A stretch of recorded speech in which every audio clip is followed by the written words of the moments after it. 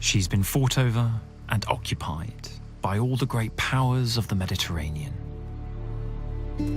Ravaged by many, lovingly embraced by just a few, still haunted by her own demons. I'm Michael Scott. As an ancient historian, I'm on a journey to discover an island on the border of two worlds. As much North African as it is European. Sicily. I want to know how Sicily's extraordinary history has shaped the island we see today. Is it too late to run away? How Sicilians, so rarely in control of their own destiny, have forged an identity and culture that is, well, so Sicilian. We live on a volcano, but it's normal, yes. How they learnt to survive invaders and live with each other, to look forward to the future from a turbulent past. What calls the tourists here is the Godfather, but what makes them stay is the sun, is the limoncello, is the granita, is the coffee. I want to find out what Sicily's history and people can tell us about how to survive in an unstable world. We are giving an example to the rest of Europe. Welcome is the best guarantee for safety.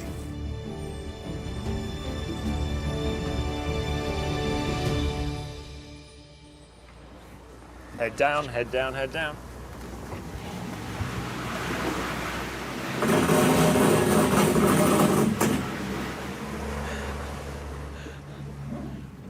Well, that seems to be the modern version of ancient sea defences. Just have some very low bridges trying to get into a town. I'm arriving at the largest island in the Mediterranean, Sicily, where for centuries people have come here using it as a stepping stone between Europe and Africa and as a gateway between the East and West Mediterranean Sea. Not all have come in peace, and yet Sicily's culture, identity, its history is the result of that continual tidal wave of people coming and going. I want to find out what it means to be a Sicilian.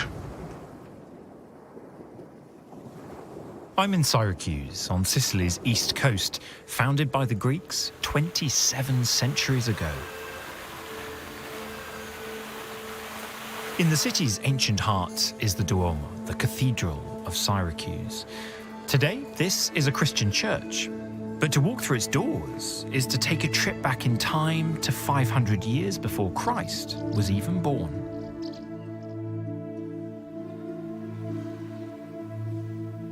The Duomo began life in 480 BC as the building project of a Greek tyrant who, having beaten the Carthaginians in battle, used the lute to build this. And these are the columns from that temple soaring up into the sky. It was topped by a statue of Athena with a golden shield that could be seen for miles around. This building was a marvel for the Mediterranean before a single block of the Parthenon had been laid. The Romans, too, in their time, came here to admire and loot for themselves its artistic treasures. And then this building saw the invasion of barbarian tribes. But that was just the beginning of this building's story. Because then the Byzantines came, broke through the inner walls of the old Greek temple and filled in the outer colonnade to create a Christian church. But then in the 9th century, the Arabs invaded Sicily. The citizens of Syracuse took refuge here and were massacred before the Arab conquerors turned this church into a mosque. But the story does not stop there either, because then the Normans came to Sicily, took it back, turned this mosque back into a church, raised the roof high. And in every generation since then, every newcomer to Sicily has added their flavor to this wonderful building. So when you stand here, you stand in the midst of 2,500 years of Sicily's kaleidoscopic heritage and history.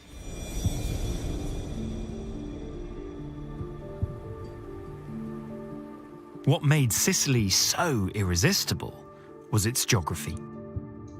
Poised on the toe of Italy, just 3 kilometers from the European mainland, in parts further south than the African coast, directing the sea lanes to flow around it, To control Sicily was to control the movement of trade and people in the Western and Central Mediterranean. Sicily was occupied from early prehistory by 3 different tribes: the Elymians and the Sicans, and the Sicels, who buried their dead in rock-cut tombs and probably gave Sicily its name. But for me, the island's character was born in Greek myth, a mysterious, dangerous land in the shadow of Europe's largest active volcano.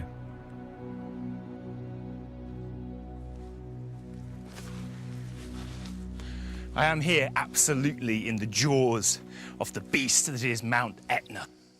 This one-eyed cyclops of a volcano. This is a lava flow all around me from the 1981 eruption that came crashing down here, destroying everything in its path. It's now 20 feet or so above my head. It's no wonder that the ancient Greeks saw this place as the home of the monster Typhon that had 100 snakeheads and who did battle with Zeus to be champion of the cosmos. And when Zeus finally won, he supposedly imprisoned him here underneath Mount Etna and then threw the mountain on top of him to keep him there. Just like today, Mount Etna is probably one of the most well-known things about Sicily, so you can be absolutely sure that the ancient Greeks, every single one of them, knew that this was a place where you had to be careful.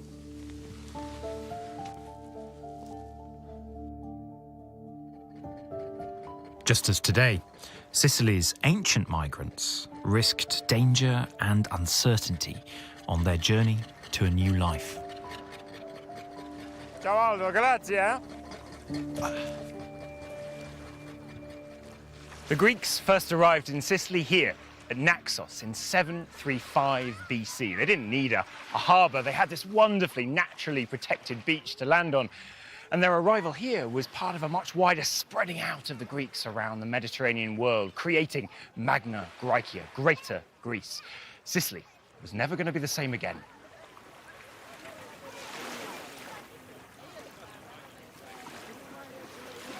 The Greeks arriving here, they were putting down roots, and in the years to follow, many more Greeks did the same. The result was a higgledy-piggledy spread of Greek cities around the eastern and southern coasts of Sicily.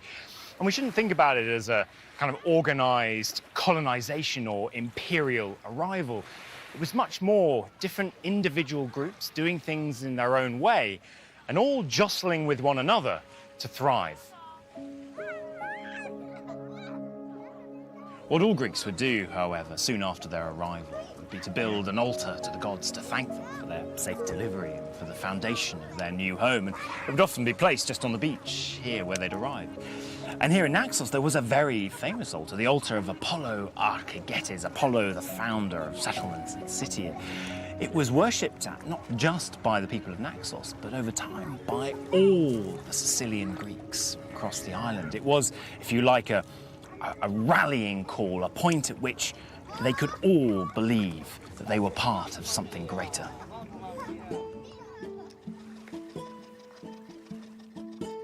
Like the Arab world today, being Greek was a concept rather than a nationality, linked together by religion and language.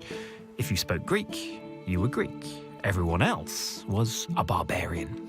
The word itself coming from the sounds that, to Greek ears, non-Greeks made. According to the Greek historian Thucydides, the peoples of the Mediterranean began to emerge from barbarism when they learnt to cultivate the olive and the vine. Sicily's wine industry today owes its origins to the vines planted by those first Greek settlers. It's far too early in the day for a tipple. The sun's just come over the yardarm, so instead I've come in search of an ancient Greek wine press. This is a palmento, a gravity-driven wine press, and I'm hoping that the Director of Excavations here at Agrigento is going to give me a helping hand to see this thing once again in action. Director Giuseppe Parello tells me he has his own vineyard, so he's the expert.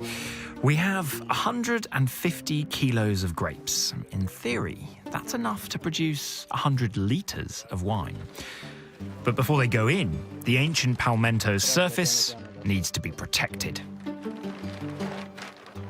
The director's going to call the shots here on how we're making our wine in our sort of palmento cum swimming pool here today. And the first thing he's told me I've got to do is take off my shoes. And I guess the director's going to take the role of boss, I think, today. He knows how to do this. Ancient Greek winemaking meant treading the grapes by foot on a sloped floor, the juice running off into a collection basin. A method that continued in Sicily all the way up until the 1990s, when it was banned by the European Union on health grounds.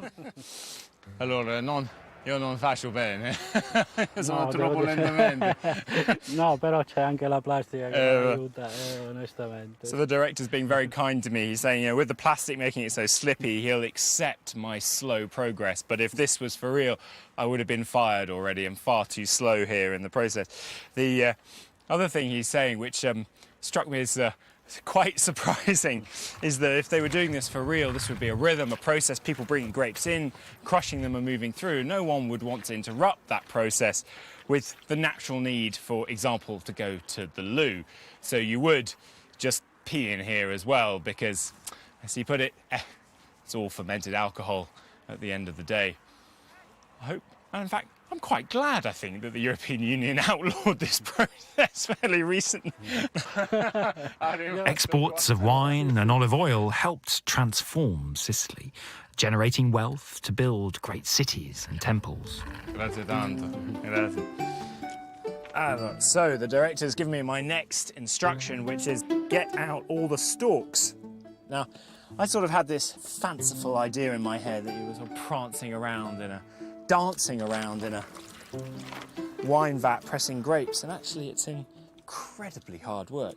Ecco, questo è il ritmo, ecco, questo è il ritmo. So I finally got it. This is the speed he wants me to work at.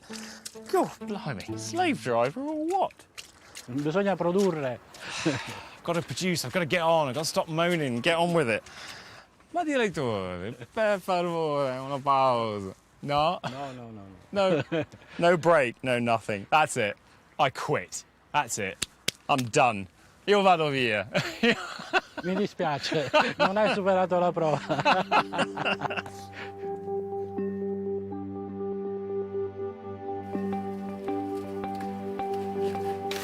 The treading of grapes may have been outlawed, but one modern vineyard has revived an ancient Greek tradition.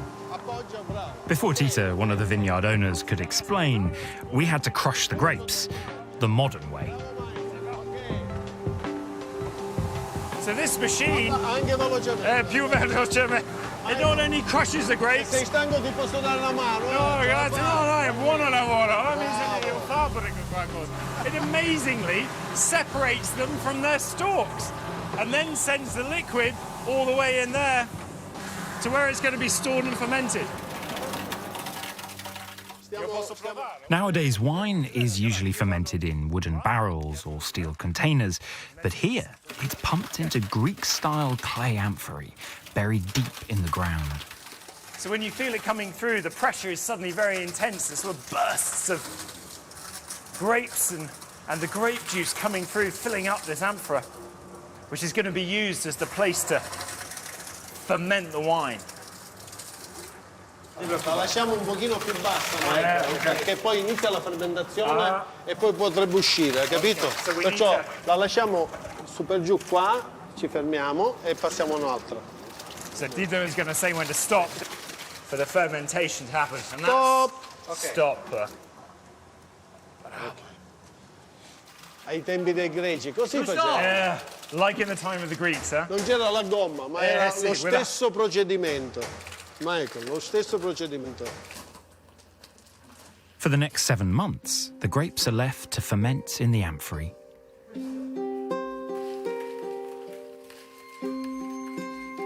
But as Tito explained, producing wine the Greek way wasn't without difficulty.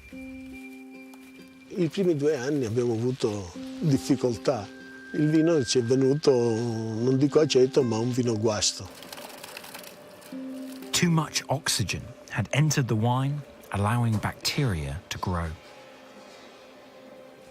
Il problema, l'abbiamo capito, che l'anfora è terracotta. La terracotta ha una proprietà che suda, ok? Sudando traspira anche ossigeno. The answer was to ignore the rules of modern winemaking and leave the grape skins in the wine. The skins soaked up the excess oxygen, halting bacterial growth, allowing the wine to develop a unique character. L'anfora dà un nostro vino. Il vino tocca la pietra, gli dà quella caratteristica di mineralità. È come se l'acqua esce dalla sorgente, il vino esce dalla pietra. Tito has grown his business on the lessons of the past. So what does Sicily's history mean to him? La Sicilia è la nostra terra, io ci vivo, ci respiro, me la sento mia e perciò ci viene così facile anche fare uva, vino, guardare il passato e riproporlo. La storia che abbiamo addosso ci influenza moltissimo. Non so se è positiva o negativa, il fatto di essere stati sempre, diciamo, terra di conquista.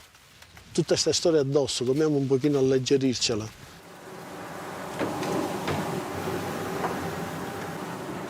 Sicily's history has rarely been settled. Even as the Greeks were planting their vines on the east coast, a rival group of migrants were arriving on the west.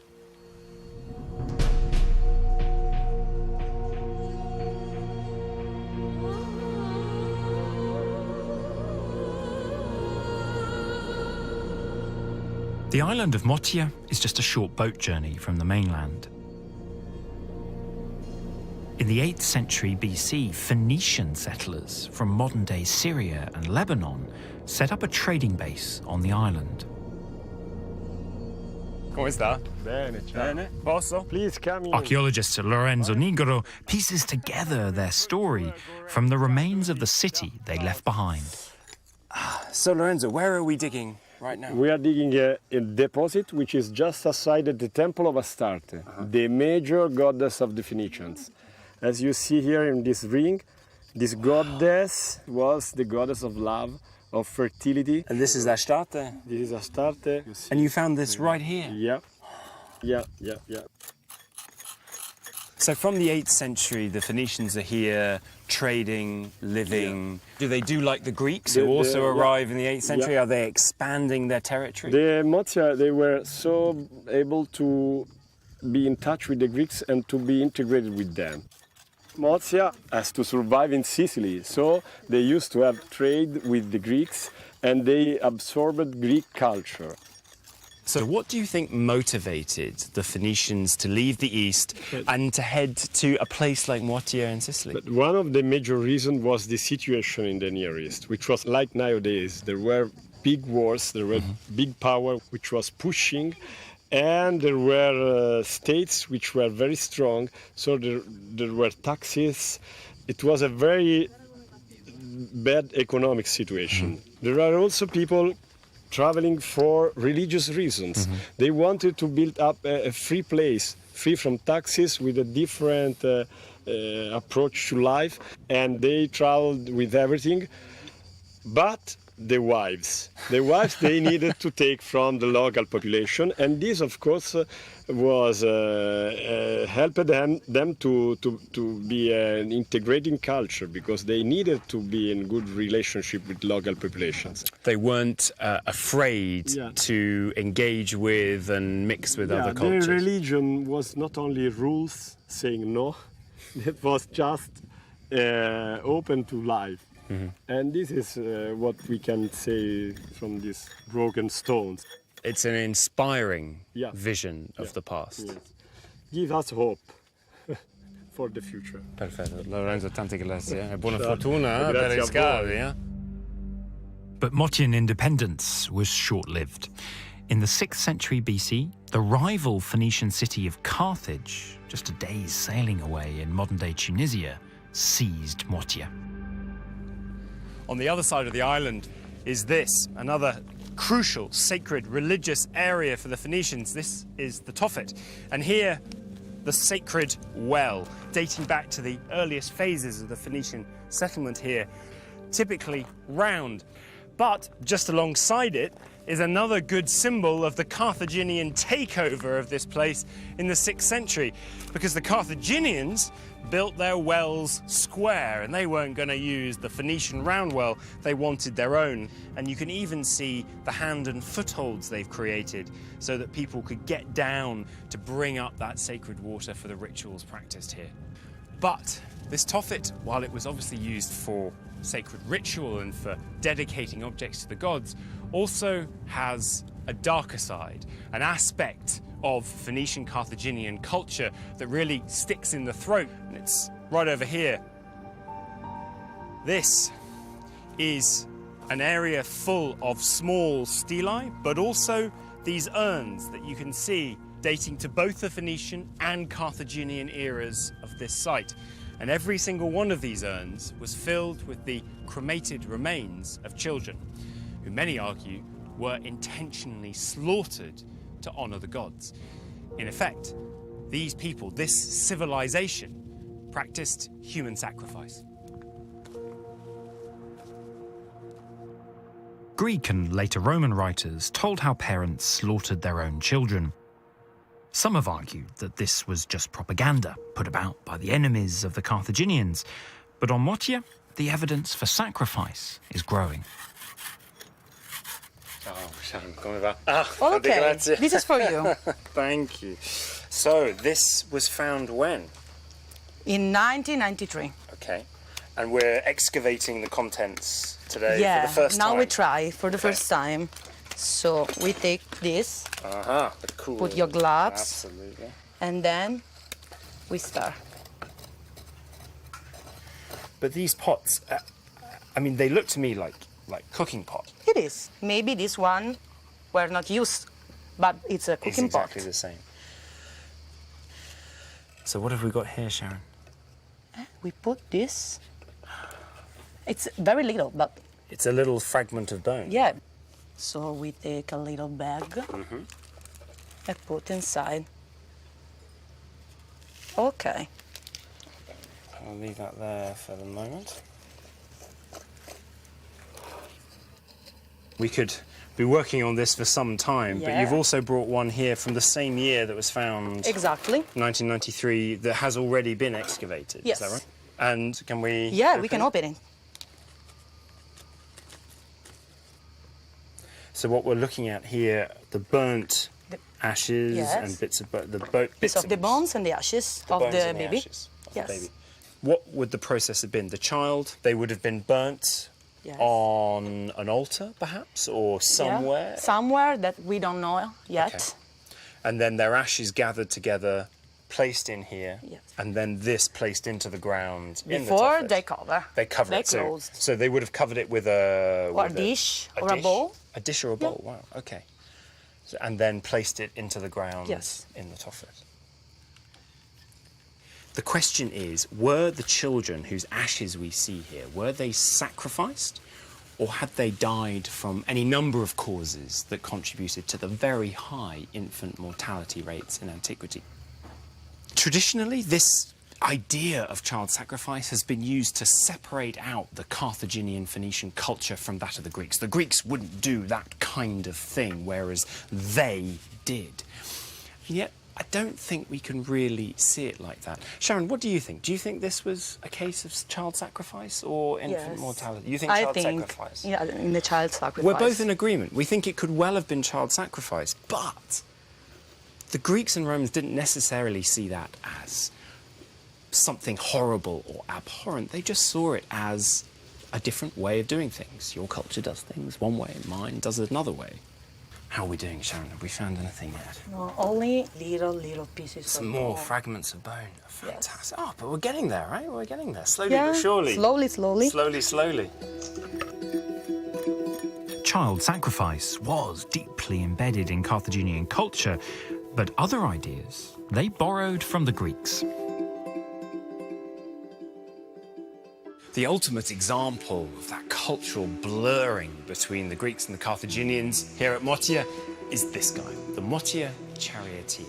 Now, we know he was sculpted in the early 5th century, and he's definitely sculpted by a Greek craftsman. But after that, he leaves us with a real problem, because this guy's definitely a charioteer. The long robe, the high, tight belt, and here the fixings where a safety harness would have been put so that if he dropped the reins, he wouldn't lose them completely. But a Greek would never think of a charioteer like this. A charioteer was not a hero. A charioteer was a lackey.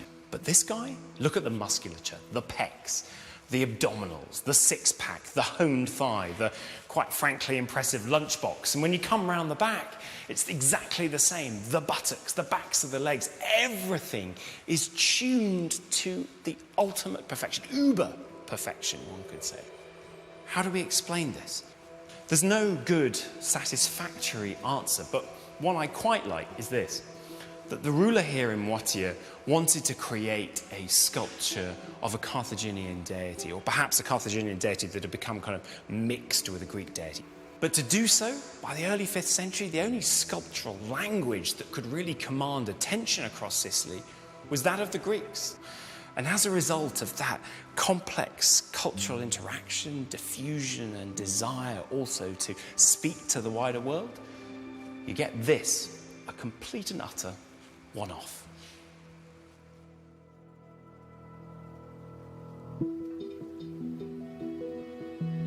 On the coast across from Motia, Phoenicians harvested salt from shallow lagoons, a legacy kept alive by modern Sicilians.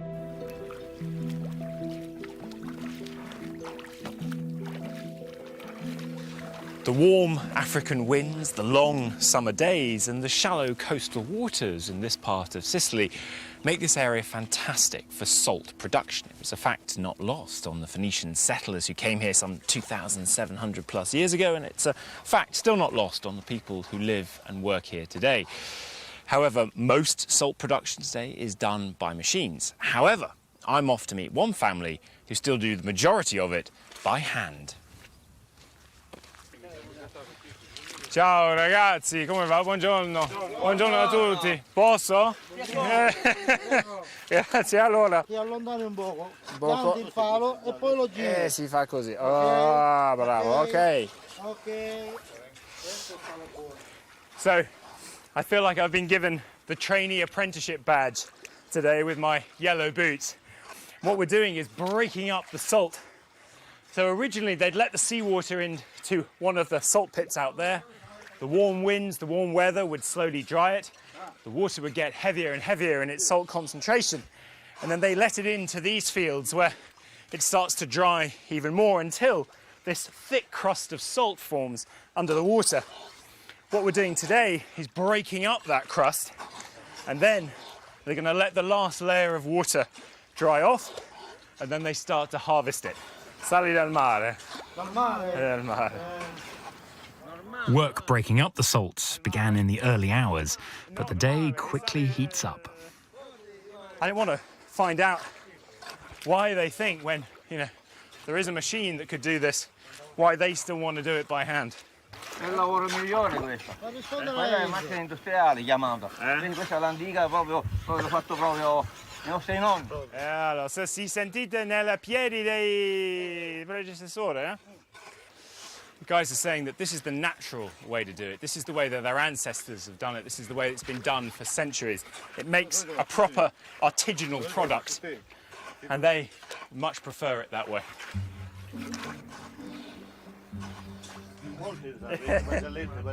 I baselletti, Due carabinieri che facevano guardia e camminavano in un marciapiede.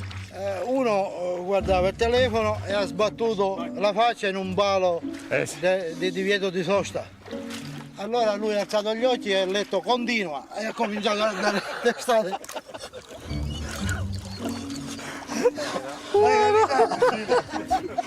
Che continua era divieto.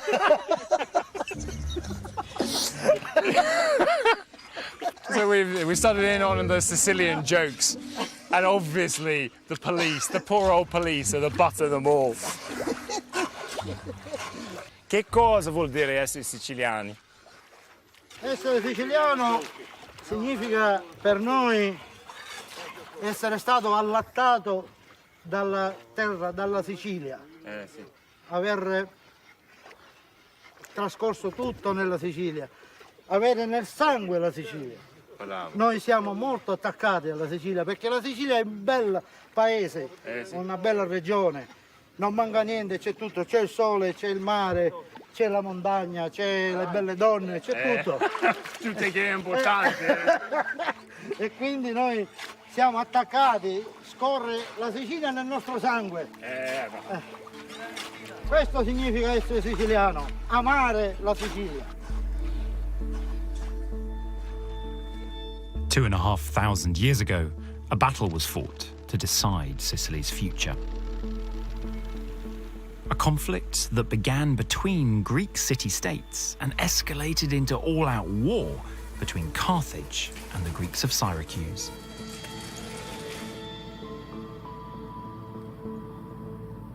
In 480 BC, the Carthaginian army advanced on the Greek city of Himera. The forces of Syracuse were waiting. The future of Sicily hung in the balance. All battles are, of course, horrific, but there's something about being faced with the material and human remains of a battle that makes that horror strike 10 times deeper. Here we have, these are shin guards, and from its style we know it's Iberian, Spanish. So the likelihood is that this has been ripped off the body of a Spanish mercenary fighting for the Carthaginians. On the other hand, this is somebody's vertebrae of somebody's spine. Most probably a Greek. And what you can see still lodged in between two vertebrae here is the point of a bronze arrowhead. This guy was shot in the back, buried here in one of the mass graves of the Greeks. On the other hand, over here, we have perhaps even a sadder story. We're looking at 2 feet, and the bone analysis tells us that they were in their 60s or 70s. This wasn't a warrior. This was an old man or woman, a local. And they too, you can see, still embedded in their foot, have a bronze arrowhead. These objects speak to the traumas of war, but they also speak to a moment in history when rivers diverted, when Sicily's history changed dramatically. It was confirmed as an island of the Greeks and not the Carthaginians. The Greek victory was marked with a temple at Himera and at other sites around the island. And back in Syracuse, with the Temple of Athena that would one day become the city's cathedral.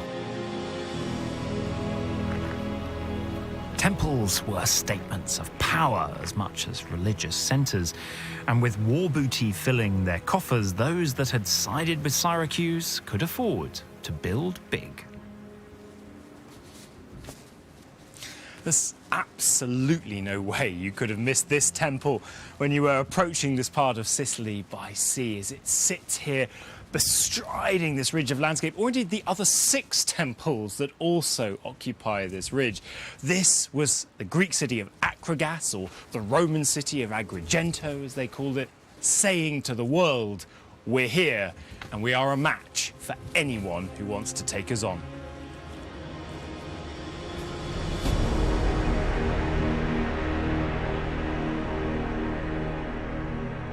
As the dark, thunderous clouds gather over there, it's about time we pay homage to the king of the Olympian gods, to Zeus, the thunderbolt thrower. And this is the top of one of the columns that once adorned the building on all 4 sides. This is a building built possibly by the people of Acrogas, Agrigento, to celebrate the Greek victory over the Carthaginians at Himera. But it may also have been just simply because they were playing Yar Shucks Boo, my temple's bigger than yours, with the nearby Greek city of Selinus. But you didn't have to be Greek to build a temple. The city of Segesta belonged to the Limnians, one of Sicily's indigenous peoples, and they desperately needed to convince a powerful ally that Segesta was an important city worthy of military support. If you wanted a picture postcard perfect Greek temple, this could well be it. The irony being, of course, we're not in Greece, and this town is not actually Greek. But it was built when this town wanted to be on good relations with the Greeks, and particularly with the city of Athens in the second half of the 5th century BC, so that they could have a treaty with Athens, so that they could get Athens' help in their own war against other Sicilian cities. But the double irony about this temple is that it's not finished. How do we know that? First off, the columns, they never had their fluting applied. No roof has ever been put on. And these things I almost keep tripping over, these are the lifting bosses. They would have been used to wrap ropes around so you can lift this entire block into place. And if the temple had been finished, well, they would have been shaved off and smoothed over. But here they are, running along all 3 lines of the building. So why was this temple, such an expensive operation, never completed? Well, it may have been that Segesta had decided that once it got its treaty with the city of Athens that it was aiming for, well, it didn't need to impress Athens anymore, so why bother finishing their Greek temple? What a waste.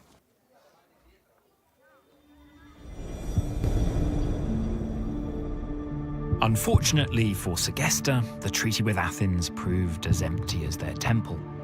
Instead of supporting Segesta, Athens decided to attack Syracuse, an ally of Athens' enemies back in Greece. In 415 BC, Sicily and the city of Syracuse became the major front in the Peloponnesian War, the conflict, the civil war that was tearing the Greek world apart. The Athenian fleet sailed into this harbour and tried to take the city. It proved a disastrous campaign. After 2 long years, the Athenian fleet was finally destroyed here. Those who managed to escape over land got caught in the marshes, and those who didn't die of fever ended up working in the quarries at Syracuse.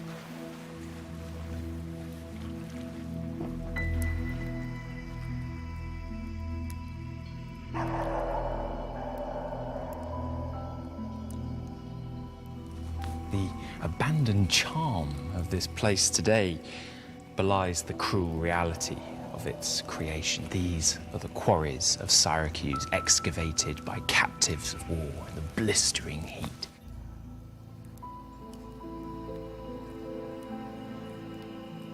In 1609, the brutal history of these quarries inspired one famous visitor to imagine the horrors that played out here. The great painter Caravaggio was on the run from Rome, having committed accidental murder. He came to Sicily, and while on the run, he decided to take in some of the ancient sites. He came here to the quarries in Syracuse and saw this, and it was he, Caravaggio, who first gave it its name, the Ear of Dionysius. Now, Dionysius was a great tyrant ruler of Syracuse in the beginning of the 4th century BC, and this man-made cave in the shape of an ear extending some 65 meters back into the rock was, it was then said, the place where Dionysius, the cruel warlord tyrant, used to put his captives so that he could, with its perfect acoustics, listen easily and with glee to their screams.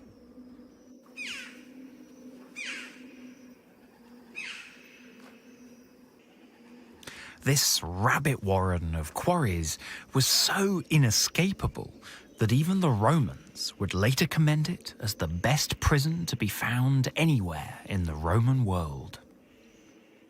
And for those faithful Athenians, the only chance of escape was to recite the words of the playwright Euripides, because Syracuse, for all its cruelty and majesty, was also a great fan of drama. Greek culture dominated Sicily, setting the stage for every city to have its own theatre. Segestes Theatre lies 400 metres above sea level on the slopes of Mount Barbarian. Every summer, groups of local actors keep traditions alive by performing Greek tragedies on a stage they build themselves.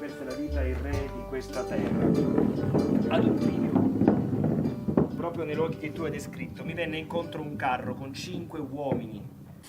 So we've crept in on a rehearsal for tonight's performance of Sophocles, Oedipus Rex, Oedipus the King. Vedere vuoi, l'uno sull'altro, con foga d'uccello. Originally, this place would have held something like 4,000 people. But frankly, it's the view that takes your breath away here. How one's supposed to concentrate on what's going on the stage, I don't know. L'ostinazione mi rinfacci. E la tua, che vive insieme a te, non vedi. I mean, I presume that's Oedipus. Or is it Tiresias, the blind prophet? Sventurato sei tu.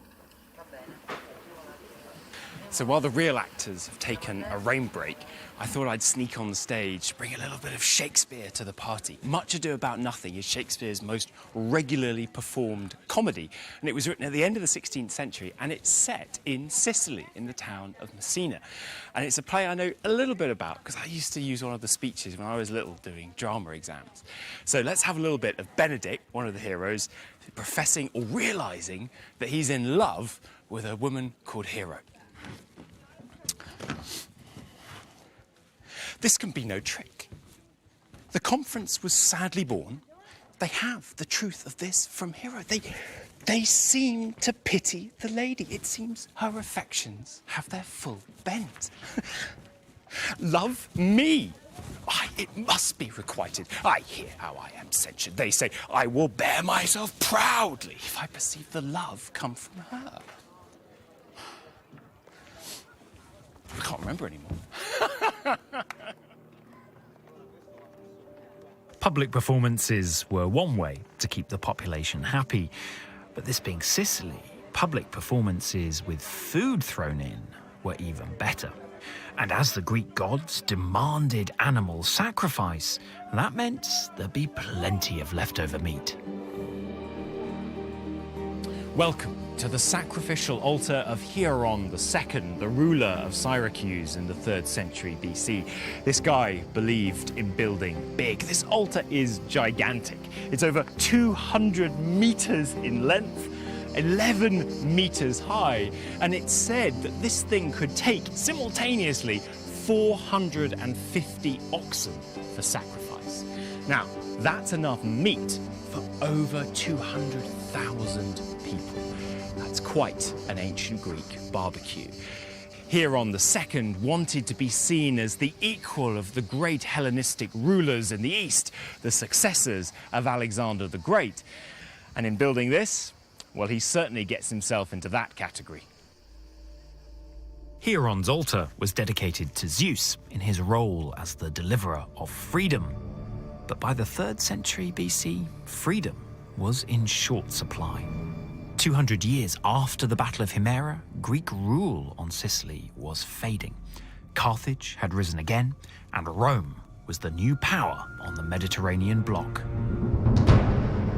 For all that Hieron played at being a big ruler, he was, in fact, a rather small pawn in a much greater tectonic shift in the power politics of the Mediterranean. For this was the era when Rome took on Carthage to decide who would be master of the Mediterranean.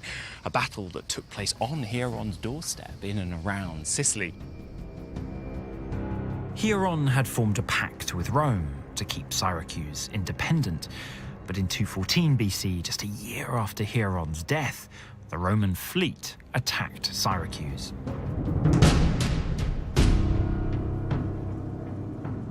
The Romans may have expected an easy victory, but one old man stood in their way.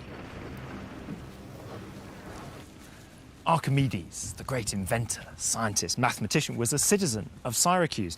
And in his 70s, he was called upon to bring all that knowledge to bear to defend the city against a Roman attack. And he did it brilliantly. He not only helped make their catapults more accurate so that they could chuck stuff at the Roman ships, but he also invented a machine called the claw. This was where an enormous kind of crane-like thing extended over the walls of the city towards the sea, where they would drop a huge weight into the front of a ship and then be able to yank that ship up out of the water, where it would break apart or capsize, or everything on it would be tipped overboard.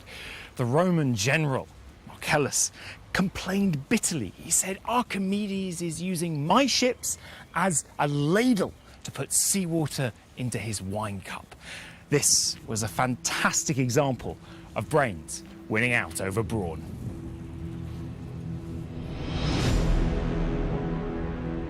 Protecting the city's landward side was Euralio Castle. With great trenches to prevent siege engines coming close, and underground tunnels to speed defenders around the walls. Frustrated in their attempts to take Syracuse by sea, the Romans also tried to approach by land, where they met these formidable defences, and where it's likely that Archimedes had been working to improve the catapults that were atop the fortification walls behind me. This stalemate led to a 2-year-long siege of the city. It wasn't until all Greek eyes were turned towards an important religious festival that the Romans found their moment to slip in through the walls and take Syracuse for good. The question now was, what was going to happen to the Syracusans and to Archimedes?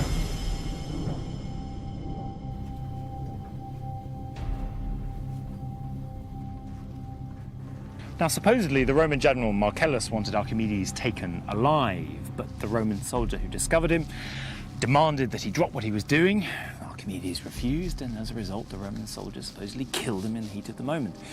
Now, it may have been that at that point Archimedes' body was lost, but another story goes that a tomb was created for him, a tomb that Cicero, the great Roman orator coming to Sicily centuries later, rediscovered in the shrubbery and upbraided the Syracusans for not taking better care of the tomb of one of their great ancestors. That tomb, if it did exist, is once again lost. And for me, that same accusation still rings true today. We have no idea where Archimedes' tomb may be, but it's also pretty hard to find any memorial to Archimedes' genius here in Syracuse. For my money, he deserves a lot better.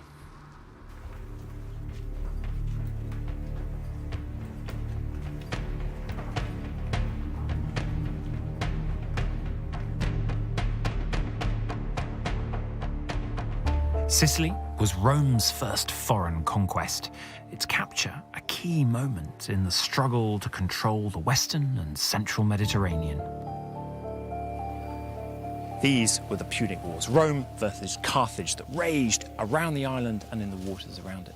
The eventual winner was Rome, and as a result, Sicily became Roman property. But it was never Italy. It was always seen by the Romans as a foreign place. They were Greek speakers here. It was a place that the Romans could loot for nice art, and it was also a place that could be turned into a bread-making machine. And as a result, the landscape of Sicily was changed completely to create these systems of grain organisation, grain production called latifundia. And at their heart would be a controlling entity, a villa, like this one, Villa Casale. Its owner was a powerful player in the business of keeping the mob in Rome fed, and thus happy, and thus the emperor in power. Built in the 4th century AD, Villa Casale was decorated with some of the world's finest Roman mosaics. They give an insight to what life on Sicily must have been like for Rome's super rich. Allora, Francesco, andiamo di qua? Sì, scendiamo dalla basilica. Ma questo è una mosaica. Questo è un grande corridoio, completamente mosaicato. Allora, Francesco, questo è una storia della caccia? E molto di più. Questa è una rappresentazione cartografica dell'impero romano, dove si descrive la cattura e il trasporto a Roma di animali che servivano ai giochi del circo.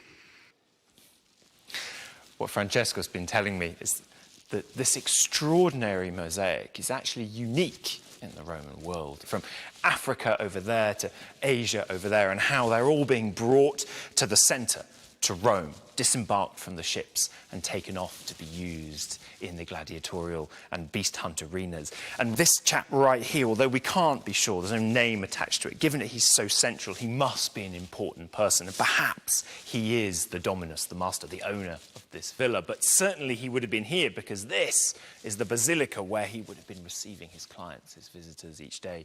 So he was, in reality, at the centre of this mosaic representation of the Roman world. What I love is the sheer audacity of this guy to create in his villa this beautiful mosaic, putting himself as a sort of mini emperor strutting around here, very much big for his boots. As people came to meet him, they came as if from the entire Roman world, meeting here at the very centre of it. Mosaics were created to impress. And with money no object, this villa owner could hire the very best craftsmen in the Roman world. This is a scene of games, of sacred games that would have been commonplace in Rome. And once again, we get the idea that this owner of this villa here in Sicily, down in the sticks, wanted to have that little bit of Rome, that little bit of the centre of the world here in his villa. But what's fascinating is that actually he went much further afield than just Rome. This seems to have been a man who had significant interests in North Africa, not just with the transportation of animals, but probably also land holdings. And the techniques and the craftsmen that are being used here in these incredible mosaics are coming from North Africa. He's bringing up teams of people to do these mosaics from North Africa, and perhaps some of the material as well. And there are two schools here in the mosaics, one more traditional, more sort of stand and deliver, the other much newer, much more interested in movement and light and shade. As you can see here, as the girls move and dance, the light is visible, shining on their legs, and the shadows as well. And just as today, so many people talk about the links between Africa and Sicily, here back in the 4th century AD, we're seeing a villa owner here in Sicily turning to North Africa for the cutting-edge technology and artistic creativity. It was the peripheries of the Roman world in Africa that were the engines of artistic interpretation and representation in this period. For 600 years, Rome took much more from Sicily than it gave. The island's forests were felled to make way for fields of grain, and at the same time, no great roads were built or cities founded. Rome's greatest legacy to Sicily wouldn't be material, but spiritual. What's surrounding me here is not a series of individual baths, but actually the final resting places of the dead. This is the necropolis at Agrigento, and it's from here that we can get into a secret underground world.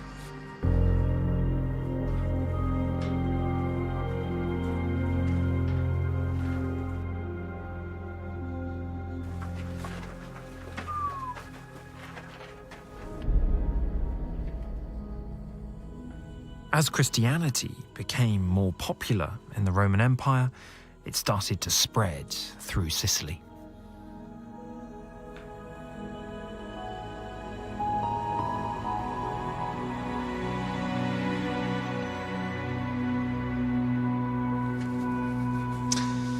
By the 3rd century AD, communities across the Roman world had started burying their dead in massive underground networks of tunnels and catacombs.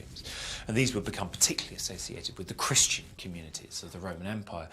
They would exploit already existing underground spaces. So here I'm in the middle of what was probably the entrance to a well just above my head, or cisterns or quarries, and use those as their access points to then dig tunnels out from in every direction. You can see today it looks to us fairly kind of higgledy-piggledy, but actually these would have been very well organised streets, if you like, underground streets of the dead. And these would have been spaces not closed off and forgotten about, but spaces in which living family members regularly came down to pay their respects to their dead.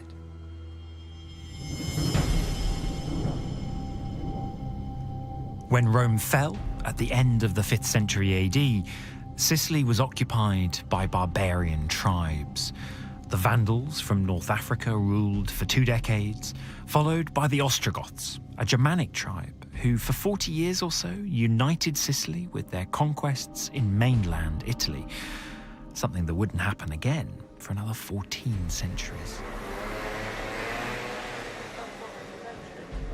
As Europe moved into the Middle Ages, Sicily was captured by the Byzantines. The Eastern Roman Empire ruled from Constantinople, modern-day Istanbul, by Greek-speaking Christians who shared much the same culture as Sicilians. Bene, tutto a posto, piacere nulla. Prego. E il suo compleanno?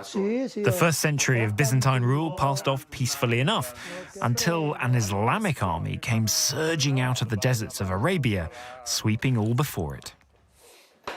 Poggia la testa. Vabbè, così? Ok, perfetto. In the 7th century, indeed in 663 AD, the Byzantine Emperor Constans II the Bearded decided to move the capital of the Byzantine Empire, grazie tanto, from Constantinople back to the centre of the Mediterranean, to Sicily, to the city of Syracuse. This was to counteract the new threats to the Byzantine world coming up from Africa and down from Italy. And Constans II made this his capital. It wasn't good news for the Sicilians, or particularly the Syracusans. They were taxed beyond all measure. Vabbè, allora, andiamo.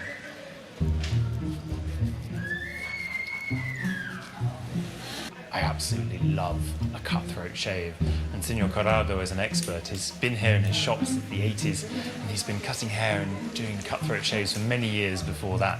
This is a real expert at work.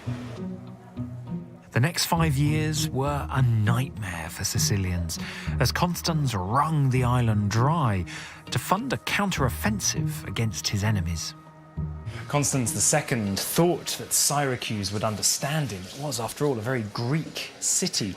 But just short 5 years after he moved the entire capital of the Byzantine Empire here, he was murdered in his bath.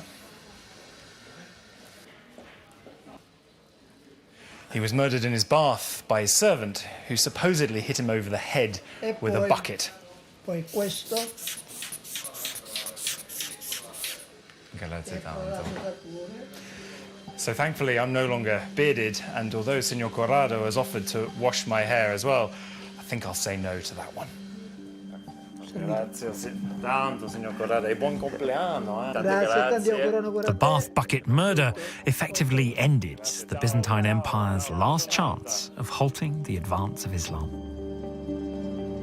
Now the Arab armies were gathering on the shores of North Africa. The story of what happened when Christian Sicily met Islam is for next time. But for now, I'm keen to celebrate what I think is one of the greatest Arab gifts to the island, a slushy iced dessert that Sicilians have made all their own. This is Sicilian breakfast. This is granita, Sicilian kind of ice cream, coffee flavoured with cream on top, and brioche. Ice cream for breakfast. This is my kind of town. Well, I'm not sure whether I'm supposed to be dunking and eating, or using my spoon, or sucking it through the straw. It's all about, I guess it's every man to himself to decide how he wants to eat this. I'd go for a dunk. Michael's adventure continues next Tuesday at 9 and is joined by Alexander Armstrong using the latest 3D scanning technology to explore Italy's invisible cities. Watch the series on BBC iPlayer now.